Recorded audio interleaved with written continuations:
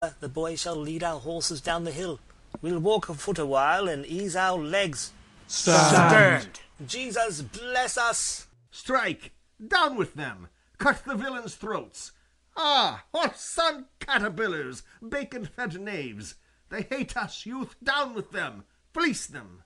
Oh, we are undone, both we and ours, for ever. Hang ye, gore-bellied knaves! Are ye undone? No, ye fat chuffs! I would your store were here. On, bacons, on! What, ye knaves? Young men must live.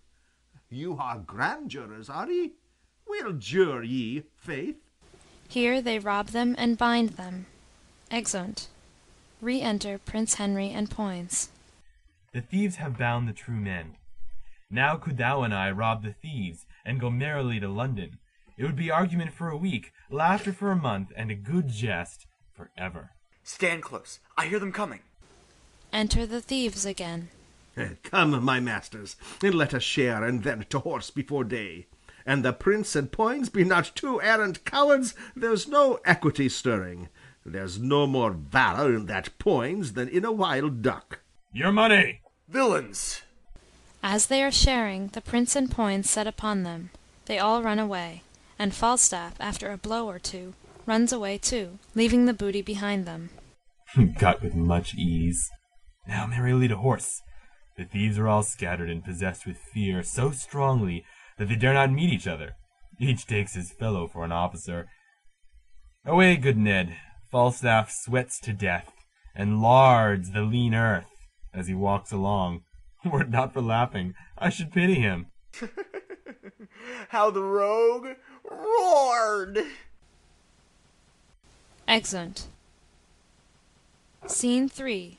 Warkworth Castle. Enter Hotspur, solus, reading a letter. But for mine own part, my lord, I could be well contented to be there, in respect of the love I bear your house. He could be contented. Why is he not, then? In respect of the love he bears our house? He shows in this he loves his own barn better than he loves our house. Let me see some more. The purpose you undertake is dangerous. Why, that's certain. 'Tis dangerous to take a cold, to sleep, to drink. But I tell you, my lord, fool, out of this nettle, danger, we pluck this flower, safety. The purpose you undertake is dangerous, the friends you have named uncertain, the time itself unsorted, and your whole plot too light for the counterpoise of so great an opposition. Say you so? Say you so? Now, I say unto you again, you are a shallow, cowardly hind, and you lie. What a lack-brain is this! By the Lord, our plot is as good a plot as ever was laid. Our friends true and constant, a good plot, good friends, and full of expectation. An excellent plot, very good friends. What a frosty-spirited rogue is this! Why, my Lord of York commends the plot and the general course of action. Sounds, and I were now by this rascal, I could brain him with his lady's fan. Is there not my father, my uncle, and myself, Lord Edmund Mortimer, my Lord of York, and Owen Glendower? Is there not besides the Douglas? Have I not all their letters to meet me in arms by the 9th of next month? And are they not some of them set forward already? What a pagan rascal is this! An infidel! Ah! You shall now see, in very sincerity of fear and cold heart, will he to the king and lay open all our proceedings. Oh, I could divide myself and go to buffets for moving such a dish of skim milk with so honourable an action. Hang him! Let him tell the king. We are prepared.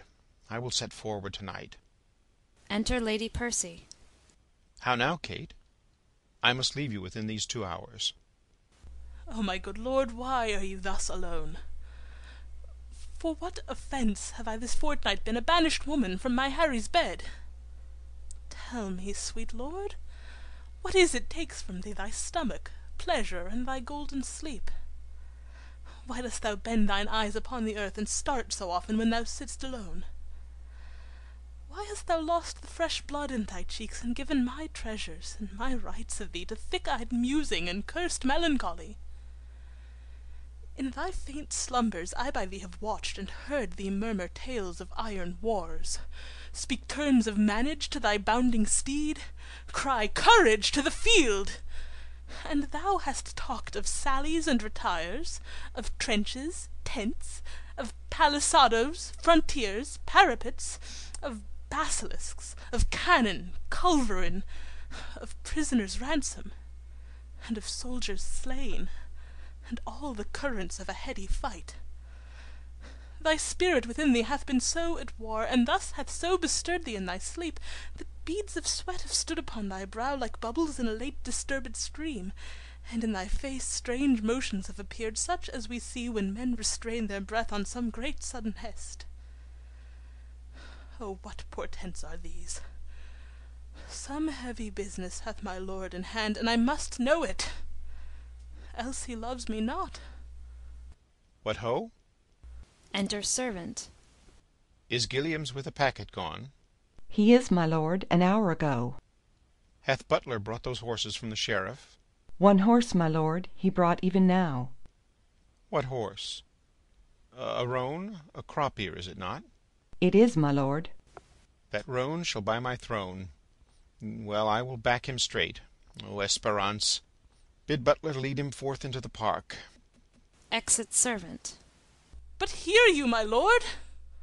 What sayest thou, my lady? What is it carries you away? Why, my horse, my love, my horse. Out, you mad-headed ape!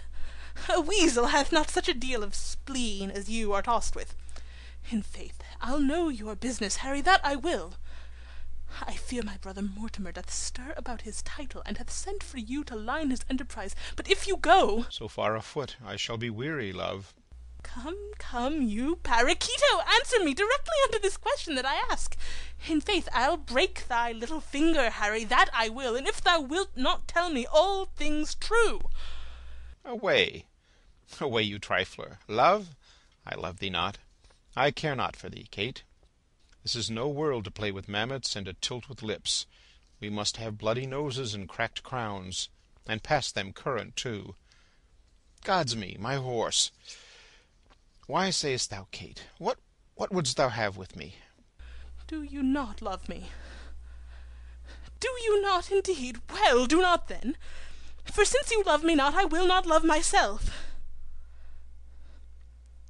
Do you not love me? Nay, tell me whether thou speak'st in jest or no. Come, wilt thou see me ride? And when I am on horseback, I will swear I love thee infinitely. But hark you, Kate, I must not have you henceforth question me whither I go, nor reason whereabout. Whither I must, and to conclude this evening must I leave you, gentle Kate.